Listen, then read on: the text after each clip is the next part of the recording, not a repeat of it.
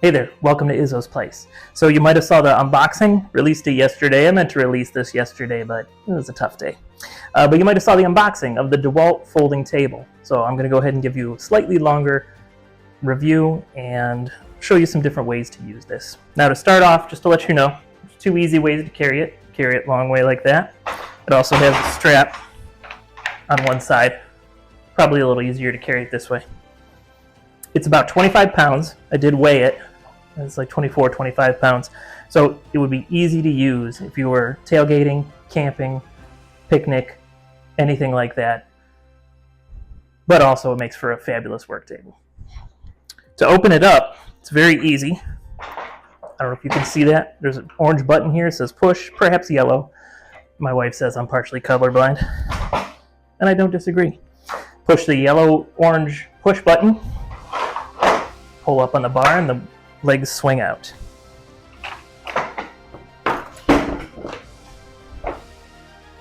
Once you're done with the table, whatever your uses are, just repeat it. Set it on its side, push the push button, push down on the bar, and everything closes up nice. All right, let me get you a different camera angle, and I'll show you some of the features of this table. Okay, first of all, let's go over the safety things. Don't let your kids sit on it, and please don't sit on it. Even though the max poundage is 1,000 pounds, so technically they probably could, but we're doing that for safety, not because of structure.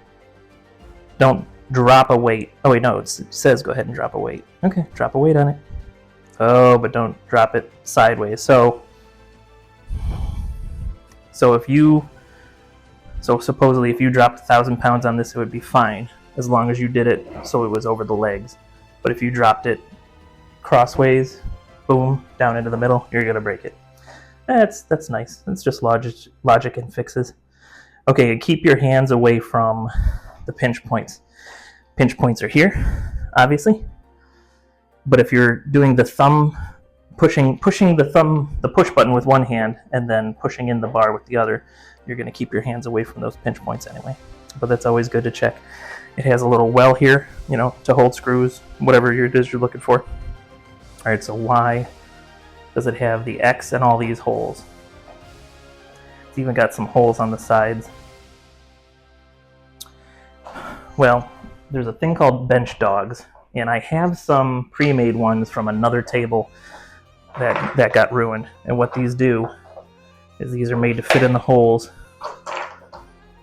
And then if you need to push on something, you can put your material up against the board and then use that to work with. Or if you're belt sanding, actually, you could set your board here, and then you could have your belt so that you're spinning this way, so that way you're always pulling the board towards the bench dogs, and it's going to keep it from shooting out from underneath you while you're working.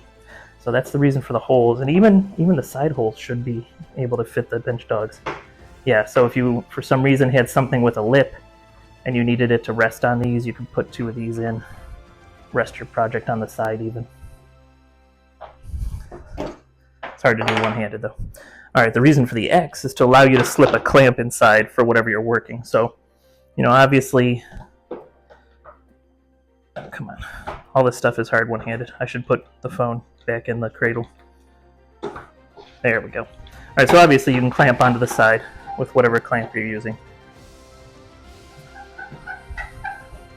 Boom, no problem, you can secure your workpiece. But if you want to work closer to the center, or if you have an unusually shaped piece, you can then put your clamp through this and go ahead and clamp onto it that way.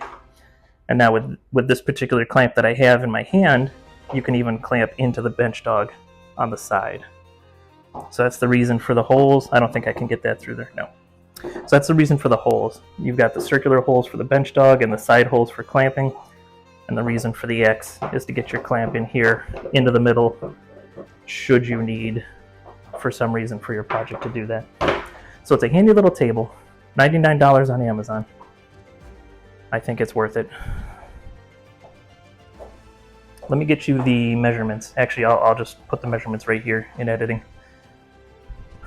So that's all. I mean, could I build a horse table, or a table using sawhorses, and it would be cheaper? Sure, but this is nice It is nice and compact. It takes up a lot less room than some horses and a board. And I could always put a piece of plywood on this and make it the surface bigger while I'm using it.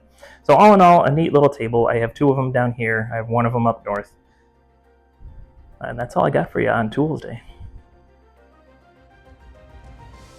And remember, if you're working, work safely. If you're drinking whiskey, drink responsibly. Do everything with a little bit of whimsy. You're going to have a good time. I'll see you next time you're hanging out at Izzo's place.